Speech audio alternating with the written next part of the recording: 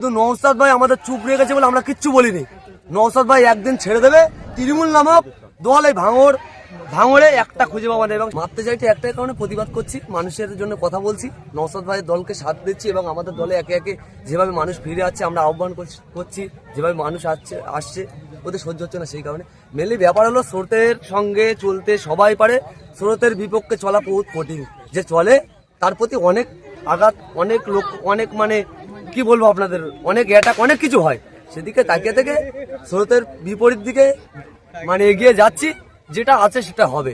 দ্বিতীয় কথা হলো, যদি আমাদের ভাঙড় থানার প্রশাসন এবং এই তৃণমূল কংগ্রেসের যে সকল দুষ্কৃতী আছে যদি মনে করে আইএসএফ এর এই সকল লিডাররা দুর্বল এবং আইএসএফ এর এই সকল লিডাররা কিছু করতে পারবে না, শুধু নওশাদ ভাই আমাদের চুপ রেখেছে বলে আমরা কিচ্ছু বলিনি।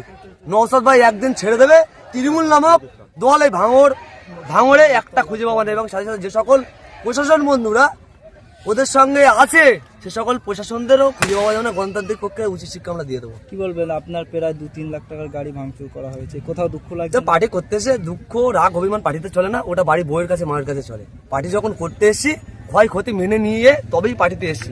আপনারা নিশ্চয়ই জানেন, যখন আমাদের দলে কেউ আসে আমরা ডাইরেক্টলি বলে দিই, তোমার জমি থাকলে আমার দল করতে গেলে জমি চলে যাবে, তোমার যদি গাড়ি থাকে গাড়ি চলে যাবে, তোমার যদি কোনো কারখানায় কাজ করো সেই কাজ চলে যাবে, তারপরে আমার দলের নাম লেখাই, আমরা লিডারশিপ দিই। তাহলে আমাদের কথা শক্তভাবে কাজ করতে হবে।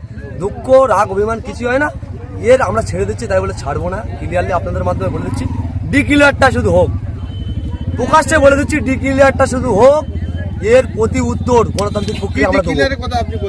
শুধু নির্বাচন কমিশনের হাতে শুধু যাক, তারপরে এই তৃণমূল কংগ্রেসের উচিত শিক্ষা গণতান্ত্রিক প্রক্রিয়া কিভাবে দিতে হয় দেবো। ছাড় দিচ্ছি তাই বলে কিন্তু ছেড়ে দেবো না, আমরা ক্লিয়ার বলে দিচ্ছি, আমরা ছাড় দিচ্ছি তাই বলে ছেড়ে দেবো না। গাড়ি ঘোড়া ভাঙলো, বোমা মারলো, আপনাদেরকে ক্ষতি করলো, তারপরেও প্রশাসন তাদের গ্রেফতার করেনি, অথচ প্রশাসন পুরো মিথ্যে মামলায় আপনাদেরকে বিভিন্নভাবে ফাঁসিয়েছে বিভিন্ন সময়। দেখুন, প্রশাসনের উপরে যিনি বসে আছেন রাজ্যের পুলিশ মন্ত্রী মমতা ব্যানার্জি, আমরা দেখেছি ইতিপূর্বেও যে সকল সরকার ছিল সেই সরকারের ইঙ্গিতে প্রশাসনকে চলতে হয়। প্রশাসনের কোনো রকম অধিকার থাকে না, যে ওদের যে উদ্দির পাওয়ার, সেই পাওয়ারটাও কিন্তু আজকে যে রাজ্যের সরকারে থাকে তাদের কাছে গোলামতিতে পরিণত হয়েছে। সেই জায়গায় দাঁড়িয়ে থেকে প্রশাসনদেরকে কিছু বলার নেই, ওরা কিছু কোনো স্টেপ নেবে। এর আগে আমরা দেখেছি আমাদের ভাঙড় থানায় একটা প্রশাসন আমাদের সঙ্গে সির্ফ কথা বলতো, ভালোভাবে খবর টবর নিত, তাকে ট্রান্সফার করে দিয়েছে। এরা যদি কোনো রকম স্টেপ নাই, বুথ লেভেলের কোনো একটা চোরকে, কোনো ক্রিমিনালকে যদি অ্যারেস্ট করে, দুদিন পরে আমরা শুনতে পাবো যে আচ্ছা কোনো প্রশাসনকে ট্রান্সফার করে দিয়েছে। ইঙ্গিত করছেন মারাত্মক, আপনি বলছেন যে পুরো শাসক দলের মধ্যস্থে প্রশাসন শাসক দলের হয়ে কাজ। ইয়েস, আমরা শাসক দলের মদতে প্রশাসন চলে। যদি আমরা এক একটা করে যদি বলেন উদাহরণ দিয়ে দেবো। প্রশাসন কালকের কথা বলি, প্রশাসন এখানে আছে, প্রশাসনকে প্রশ্ন করুন। কালকের যখন আমি এই প্রোগ্রামে আসি, আমার এখান থেকে নলমুড়ি হসপিটাল দিল থোড়া দূরত্বে, এখান থেকে দেখা যায় হসপিটাল নলমুড়ে, ওখানে দেখে আসলাম 3খানা প্রেজেন্ট ম্যান দাঁড়িয়ে আছে, 3খানা। আমার এখানে ওরা যখন এসছে তার 5 মিনিট আগে আমি থানাকে ফোন করলাম যে স্যার ওরা আসছে, আমাদের প্রতি অ্যাটাক হবে, 2 মিনিটের রাস্তা নয়। যেই এই কথা বলেছে প্রশাসন সব জানে, প্রশাসন রানীগাছের দিকে 3টে গাড়ি নিয়ে চলে যাচ্ছে রাজাপুর আসাবাদ দিয়ে, মানে প্রশাসন জানে না, প্রশাসন সব জানে। আমি তো মনে করি ভাঙড়ে অশান্তি করাচ্ছে এই প্রশাসন, এই যে কলকাতা পুলিশ। এর আগে বেঙ্গল পুলিশ ছিল এত অশান্তি হয়নি, কলকাতা পুলিশ হওয়ার পরে 26শে ভোট হবে কিভাবে?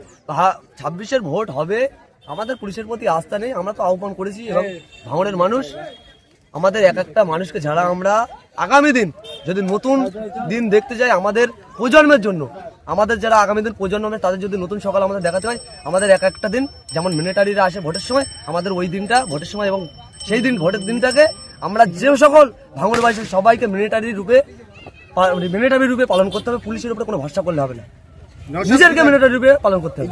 বিধায়ক হওয়ার পরে পঞ্চায়েত ভোট হয়েছে, আর তারপরে লোকসভা ভোট হয়েছে। পঞ্চায়েত ভোটে রাজ্য পুলিশ দিয়ে হয়েছে, কিন্তু লোকসভা ভোটে তো কেন্দ্র বাহিনী বা রাজ্য পুলিশ দিয়ে হয়েছে।